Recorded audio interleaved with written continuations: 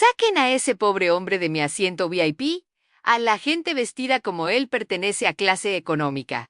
No a mi lado. Ese asiento es mío. Quítenlo antes de que perdamos la salida. Los hombres como tú no pertenecen a la parte delantera del avión. Todos los pasajeros de primera clase observaban cuando Ethan Walker se levantó del asiento que había comprado legalmente. En una mano sostenía la mochila de su hija. Con la otra protegía sus dedos temblorosos. Su abrigo gastado y sus zapatos desgastados ya habían convencido a la tripulación de que era menos importante que la mujer adinerada que ahora se acomodaba en su lugar. Nadie revisó el pase de abordar que ella escondía bajo su mano. Ethan Walker entró a la cabina de primera clase de Aurelia Atlantic Airlines con una mano sobre el hombro de su hija de 10 años. Emma nada en él sugería riqueza. Su abrigo de lana café se había suavizado con los años de uso. Sus zapatos negros mostraban el cuero desgastado. Viajaban a Seattle para el homenaje a la madre de Emma, fallecida, y para una feria científica al día siguiente. Ethan había comprado los asientos 1A y 1B en primera clase. Emma abrió su cuaderno de dibujo y trazó el contorno de un ala de avión. Por unos minutos, parecían un padre y una hija cualquiera, listos para un largo viaje. Entonces entró Vanessa Sinclair, directora general de Sinclair Global, vestida con un traje blanco de diseñador. Se detuvo junto a Ethan, miró su abrigo gastado y sus zapatos, y se dirigió a Claire Donovan, la sobrecargo principal. ¿Por qué está este hombre sentado en mi asiento?, preguntó.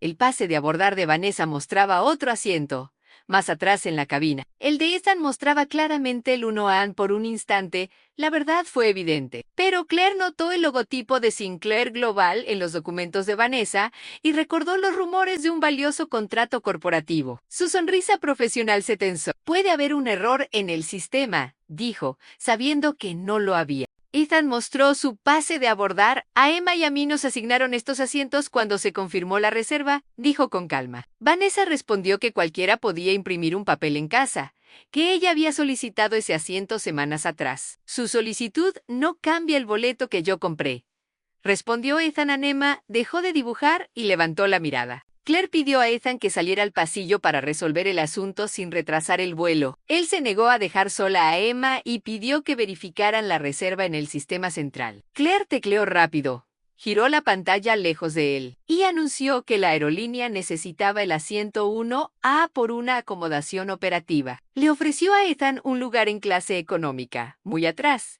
y sugirió que Emma podía quedarse sola en su asiento o que ambos aceptaran lo que quedara disponible. ¿Están proponiendo separar a una niña de 10 años de su único padre porque otra pasajera prefiere nuestros asientos?, dijo Ethan, con la voz firme pero tranquila. Vanessa soltó una risa y le dijo a Claire que alguien que realmente perteneciera a primera clase entendería la discreción. Varios pasajeros comenzaron a grabar con sus teléfonos. Emma bajó la cabeza, avergonzada, como si hubiera hecho algo malo. Claire llamó a Robert Kane, el gerente de la terminal, diciendo que un pasajero conflictivo estaba retrasando la salida. Robert llegó sin pedirle a Ethan su versión de los hechos. Miró las joyas de Vanessa, reconoció su nombre y tomó su decisión. Le ofreció a Ethan un vale de viaje modesto y advirtió que la seguridad del aeropuerto lo sacaría si seguía resistiéndose. «Muévanlo antes de que arruine el vuelo para todos», dijo Vanessa. Emma, con los ojos llorosos, susurró, ¿hicimos algo malo? Ethan memorizó los nombres en las placas de Claire y de Robert. Notó que el campo de asignación de asientos en la tableta había cambiado, aunque él nunca había aceptado ninguna modificación. Sin mostrar enojo, dobló su pase de abordar, lo colocó en el descansabrazos y se puso de pie. Vanessa se apartó apenas lo necesario para dejarlo pasar, con una sonrisa triunfante. La próxima vez, compre un boleto acorde a su lugar en el mundo, dijo en voz alta. Nadie la contradijo. Ethan tomó la mano de Emma y caminó hacia la puerta del avión, mientras Vanessa se acomodaba en el asiento 1A, sin leer el nombre en el pase doblado que quedó bajo su mano. Ethan y Emma no regresaron a la terminal. Robert ordenó que los mantuvieran en la manga de abordaje mientras la tripulación buscaba 2 asientos disponibles en clase económica. Emma, todavía con las mejillas rojas de humillación, preguntó en voz baja, ¿por qué no les dijiste quién eres? Ethan se agachó hasta quedar a su altura. Porque si nos respetan, solo después de saber que tengo poder, entonces nunca nos respetaron de verdad, respondió. Pero hicieron que todos pensaran que mentíamos, dijo Emma. Ethan le explicó que la verdad no se vuelve más débil solo porque una sala llena de gente no la reconoce. Lo que importaba ahora no era recuperar un asiento, sino entender qué tan fácil había sido para los responsables de la seguridad de los pasajeros ignorar sus propias reglas. Ethan revisó la información en la tableta del empleado de la puerta. Su nombre había sido retirado del asiento 1A y marcado como si él hubiera aceptado el cambio voluntariamente. Nadie le había pedido firmar nada. Nadie había registrado su negativa. Claire no solo había tomado su asiento, había alterado el registro oficial de pasajeros para que su acción pareciera legítima. En ese momento se acercaron pasos desde la terminal. Marcus Bennett, director regional de Aurelia Atlantic Airlines, caminaba hacia el avión con 2 supervisores. Al ver a Ethan bajo la luz dura de la manga de abordaje, se detuvo en seco. Sus ojos pasaron de Emma a la postura defensiva de Robert y a la puerta abierta del avión. El color desapareció de su rostro. «Presidente Walker», dijo Marcus. Robert se quedó helado. Marcus preguntó por qué el presidente de la junta de Aurelia Atlantic Airlines estaba parado afuera de uno de los aviones de la compañía en lugar de sentado dentro.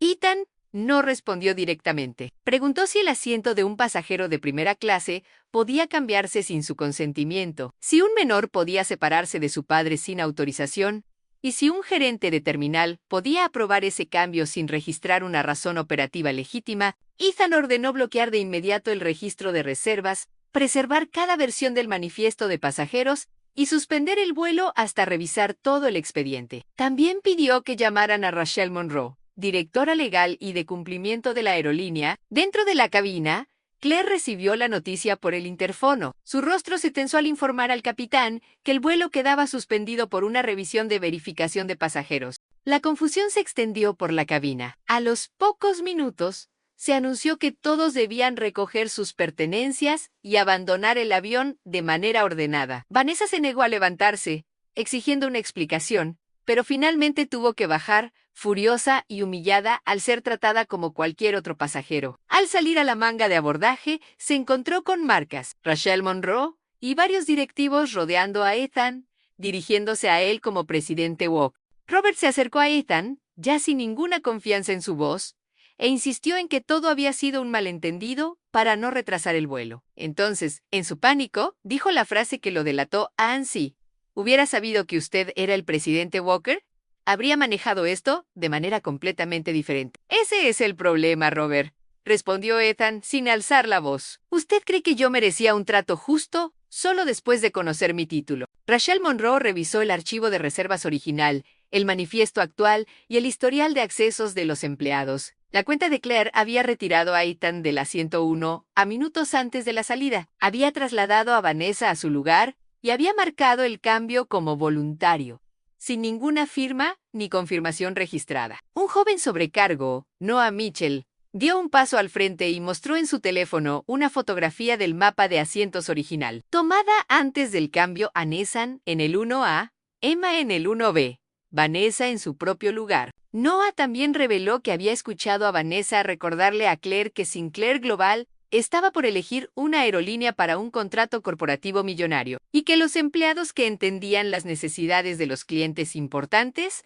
solían ser recordados. Vanessa acusó a Noah de tergiversar un comentario inofensivo, pero Rachel respondió que la investigación determinaría su responsabilidad y que su estatus no borraba lo ocurrido. Un pasajero que había grabado la confrontación entregó el video. En él se veía a Vanessa burlándose de la ropa de Ethan, exigiendo que lo sacaran, y a Emma preguntando si habían hecho algo malo. Vanessa, sin disculparse, amenazó con cancelar el contrato millonario si Ethan la hacía quedar mal frente a los pasajeros. Un contrato que depende de que los empleados ignoren los procedimientos de seguridad no es una oportunidad que esta aerolínea deba aceptar, respondió Ethan. Rachel suspendió de inmediato los privilegios de cliente preferente de Vanessa mientras se investigaba su participación y la seguridad del aeropuerto le impidió volver a abordar. Claire fue despedida por modificar el asiento de Ethan sin su consentimiento, marcar el cambio como voluntario y arriesgarse a separar a una menor de su padre. Robert fue destituido al descubrirse que había ocultado quejas anteriores de otros pasajeros tratados de forma similar. Noah, en cambio, fue reconocido por preservar la evidencia y decir la verdad. Y Ethan lo recomendó para el programa de liderazgo de la aerolínea. Antes de partir, Ethan aprobó reformas inmediatas. Ningún empleado podría retirar a un pasajero de un asiento confirmado para complacer a alguien adinerado o influyente. Todo cambio de asiento que involucrara a un menor requeriría la autorización clara de su tutor, y los ejecutivos de la aerolínea viajarían de forma anónima para experimentar el servicio real que reciben los pasajeros comunes. Cuando el avión de reemplazo estuvo listo, Marcus reservó de nuevo los asientos 1A y 1B para Ethan y Emma. Pero antes de abordar, Ethan vio a una madre agotada ayudando a su hijo, que tenía una pierna lesionada, a moverse entre la multitud. Sin dudarlo, les entregó sus asientos de primera clase. Él y Emma abordaron con los demás pasajeros y eligieron 2 asientos comunes, más atrás en la cabina. Emma le preguntó por qué había regalado los asientos después de luchar tanto por demostrar que eran suyos. Ethan le explicó que nunca había peleado por la comodidad de una silla, sino porque las reglas se habían roto y porque habían tratado a la gente como si su dignidad dependiera de su dinero. La justicia no significaba recuperar todo lo que les habían quitado. Significaba asegurarse de que a nadie más le volviera a pasar lo mismo. Mientras el avión despegaba rumbo a Seattle, lo ocurrido esa mañana dejó de sentirse como la historia de un poderoso presidente, revelando su identidad. Se convirtió en una lección sobre el verdadero poder, no la capacidad de sacar a alguien de un asiento o exigir obediencia, sino la responsabilidad de defender a quienes no pueden protegerse solos y de cambiar el sistema para que nadie más tenga que enfrentarlo en soledad.